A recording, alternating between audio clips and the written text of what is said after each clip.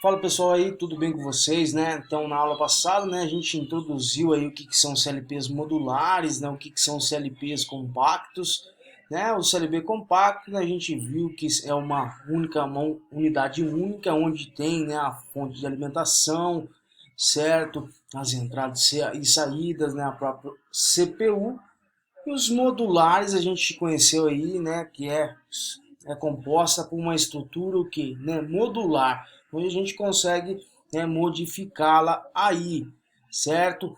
Então, ele, né, podemos ter processador e memória em um único módulo com fonte separado, então as três juntas em um único gabinete, né? O sistema de entrada e saída é composto em módulos de acordo com suas características, né? E isso é chamado que, né, de CLPs modulares aí, né, pelo fato que a gente ter, né, hacks, né, esses hacks para a gente, né, atribuir, né, os gabinetes, né, as nossas unidades de entrada e saída. Então a gente viu que, né, o CLP é composto, o modular é composto pelo rack, né, a fonte de alimentação, CPU e os modos de entrada e saída. Então vimos também o que, né, uma imagem ilustrativa, né, do que seria esse CLP modular. Então aqui existem unidades distintas, né? Então aqui isso aqui é chamado de rack, né? E esse rack é onde são conectados, né, ou adicionados aí, né, módulos, certo? Módulos de entrada, né, módulo de saída, módulos de entrada e saídas analógicas, né, até mesmo módulo que especial para contagem, né, e comunicação aí. Então aqui, né, a vantagem, né, de se utilizar, né, um CLP modular, né, quando a gente está trabalhando com uma máquina que possui o que é um controle maior sobre, né, sobre o processo, então provavelmente, né, estaria trabalhando aí com CLP, vamos supor, considerado de grande porte, né, um CLP aí do tipo modular.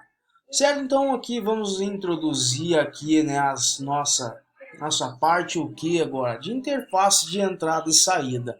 Então o que seriam essas interfaces de entrada e saída, pessoal? Então muitas vezes a gente pode ouvir e dizer aí, né, essas entradas, interfaces aí são quem? Né? As nossas botoeiras, certos? Botoeiras pulsantes, né? Botoeiras com travas, né? Botoeiras aí de emergência. Então aí esses são periféricos também que podemos dizer, né? Que são chamados de interfaces de entrada. Né? E quem são os interfaces de saídas aí? Então as interfaces de saídas, né? Pode ser aí, né? Uma contatora, certo? Pode ser aí uma válvula solenoide, né? E entre outros tipos de, né, de atuadores aí. Então, beleza, né? Então, uma das principais vantagens de se utilizar, né, um CLP é a possibilidade de alterar o que? Uma lógica sem alterar o que? Né? Alterar, né, os elementos, né, a interface de entrada e a interface de saída. Então, isso é a vantagem extremamente importante, certo? Então a gente não precisa modificar o que? As conexões físicas nem da entrada, né, e nem da saída aí. Então dessa forma a lógica de acionamento das saídas podem ser alteradas de acordo com as exigências do processo, né, sem necessidade de alteração, né, das conexões elétricas. Então foi uma das maneiras aí que a gente viu anteriormente, né, o porquê nasceu a importância do CLP aí, né, num processo, certo? Justamente por ser algo, né, ágil, né, que pode ser reprogramado. Então isso é o CLP.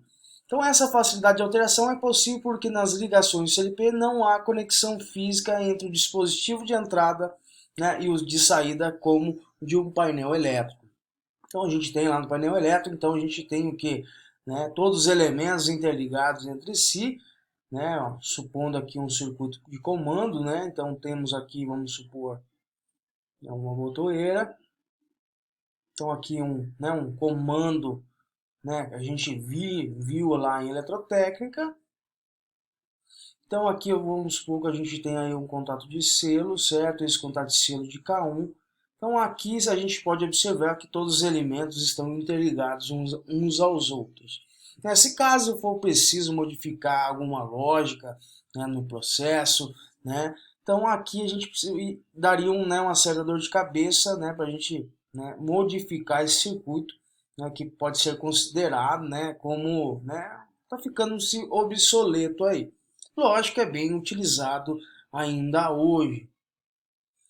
Então, beleza, então a única conexão é através do que? Do programa, que pode ser facilmente alterado. Então a gente tem lá, né, o nosso bloco do CLP, né, onde a gente tem as entradas, né, aí as nossas saídas digitais, né, como entradas analógicas, como saídas analógicas, certo? Então os elementos de entrada, né, dependendo do CLP, é chamado de, né, no caso aqui, né, da VEG, ele chama-se, né, as entradas aí como D e 1, certo? Que seria o endereçamento, né, dessa entrada digital, né, D e 2, certo? Isso vai depender o que do port desse CLP aí. Então aqui nas entradas vão que as nossas interfaces de entradas que assumem um valor booleano, certo? O que é esse valor booleano?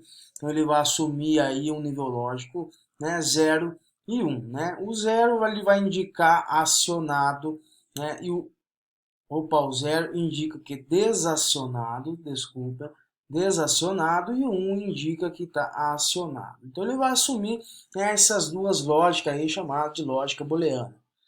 Tranquilo? Então aqui vamos ver a imagem, né, dessa conexão. Então onde aqui a gente tem aqui, isso aqui é chamado dos elementos de entrada, certo? Esses são o que? As interfaces de entrada. E do outro lado, essa parte aqui, ó, ela é chamada, ela é constituída o quê? Pelas interfaces de saída, certo? Então, uma coisa extremamente importante que a gente precisa observar o que, né? No momento da programação, certo? A gente sabe como funciona o ciclo de scan, beleza? Então, né? Aqui são conectados os elementos de sinal que vão mandar 0 ou 1 aqui para as entradas do nosso CLP, né, as entradas digitais. Aqui, como já havia falado, né, contatos aí, fim de curso, né, botoeiras, pulsantes, né, pode ser qualquer tipo de contato que venha mandar, né, um elemento de sinal, né, para a entrada. Então aqui dentro, né, tá a nossa programação, né, o nosso ladder aí, né, que vai fazer o quê? Vai fazer o controle aí das minhas saídas, certo? Que a gente viu lá no sistema de controle, né, o que são os sensores, né? Então, beleza, né? Qual que são as características aí de entrada e saídas, né? Também a gente pode encontrar como E/S, que significa, né, entradas e saídas aí. Então, para que as CPUs dos CLPs aí possam realizar suas funções de controle, pessoal, de controle, elas precisam receber informações externas. E quem que são essas informações externas? As informações externas, né, são os elementos, as interfaces de entrada, né, as interfaces de saída lá. Certo? Para que isso? Né? Para realizar tarefa existente no módulo de entrada, ou seja, né, os modos que servirão de interface entre os sinais provenientes do processo, né, a ser controlado e a CPU aí.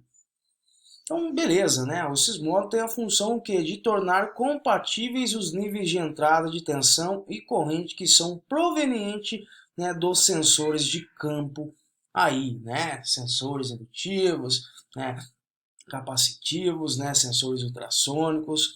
Então, com o nível de sinal com o qual a CPU pode receber suas informações. Então, como eu já disse para vocês, né, quando a gente escolhe o CLP, a gente precisa observar, né, quais serão os elementos de sinais que iremos trabalhar.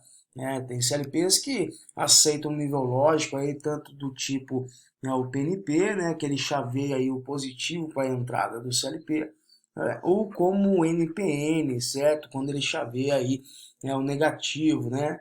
Certo? Então, show de bola, né? Então, falando sobre um pouquinho de entradas, né? Já dei uma visão para vocês que seriam essas entradas, né? A importância das entradas e saídas.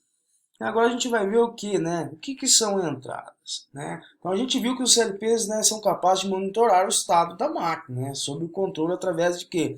De dispositivos de entrada aí.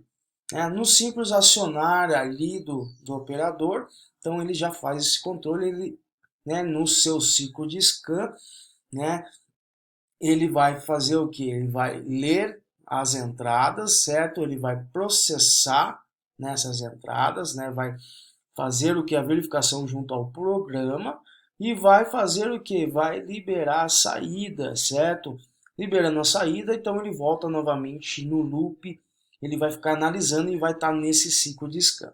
Então o tempo de ciclo de scan, né, ele vai variar aí de CLP para CLP, certo? Tem uns muito rápidos, né? Uns um pouco mais lentos nesse processamento, mas é assim, que nem eu falei, ele tem que respeitar esse ciclo de scan. Logicamente, né, depois a gente vai ver o que, né, o sentido lógico, né, da programação, né, ele vai da onde? Da direita para a esquerda, né, da esquerda para a direita, aí. Mas fica tranquilo aí, a gente vai ver, né, com calma. Então, beleza, né? Esses elementos de entrada, eles estão ligados a elementos sensores que detectam a existência, né, ou não de um determinado elemento, né? Então, isso é considerado as entradas digitais, ou o valor de uma determinada grandeza física, né, uma entrada aí analógica. Então, essas entradas analógicas, né, a gente pode, né, interligar aí, né, um sensor de temperatura que ele vai ficar fazendo essa varredura aí, né, constantemente, certo? Então, uma grandeza física, né, que é a temperatura. Então, em ambos os casos, o dispositivo de entrada, né, chamados normalmente de cartões de entrada, extremamente importante também essa palavra aqui, ó, cartões de entrada, eles são responsáveis por receber informações provenientes o que, né, novamente de sensores instalados na máquina, né, tratá-la e adequá-la a um sinal que possa ser armazenado aonde, né, na memória do CLP. Então, falando em memória, recordando nessa parte de memória, nós temos aí, né, vários tipos de memórias, né, os mais utilizados aí, como a gente viu, né, a gente tem aí, né, os CLPs com memória RAM, né, que são os mais utilizados, a memória de processamento mais rápida, né, a gente tem as outras como a EEPROM, né, a PROM, e também a nova no mercado, que muitos, né, fabricantes estão aderindo a esse tipo de memória, que é a memória flash, né, se torna ainda, mais rápido aí. Então toda memória, né, a memória RAM, né, ela precisa o que, né? Muitos CLPs, né, adotam, né, memórias que é onde se cessa a alimentação, né, do processador, né, da nossa CPU, né, ele perde toda a sua memória. Então tem que ter uma cautela, né, em relação a essas alimentações, e esses CLPs geralmente têm, né, alimentação proveniente aí, né, de baterias internas aí, certo? E consequentemente, né, usado por esse na execução do programa usuário. Né? O programa usuário, né, como a gente já viu, é o programa que vocês irão fazer, vocês irão executar aí. Certo? Então, entradas, né? Elas podem chamar de entradas discretas, né? Ou entradas digitais. Entradas discreta, como já falado, ele vai assumir, né, o valor de 0, né, ou 1. Fornece apenas o que? Um pulso ao controlador, certo? Ou seja, a informação consiste em estado binário da variável de controle, certo? Ou ele vai assumir o que? Né, a variável ligado, ou ele vai assumir a variável desligado, né? Por exemplo aí. Então, alguns exemplos, como eu falei, né, a gente está ficando cansado de ouvir sobre elementos sinais, a gente precisa conhecer pelo fato, né, na hora de a gente for fazer uma programação, né, e conectar esses periféricos, nessas interfaces de entradas e saídas, a gente tem que saber conectá-las corretamente. Certo? Então, exemplos aí, né, botoeira, né, chave fim de curso, né, entre outros elementos, né, que assumem, né, essa parte de pulso somente, né, de variáveis, né, de estado binário. Tranquilo? Então fico por aqui, né, para não ficar muito extensa aí a nossa aula, e eu volto na próxima aí, certo? Então um grande abraço a todos.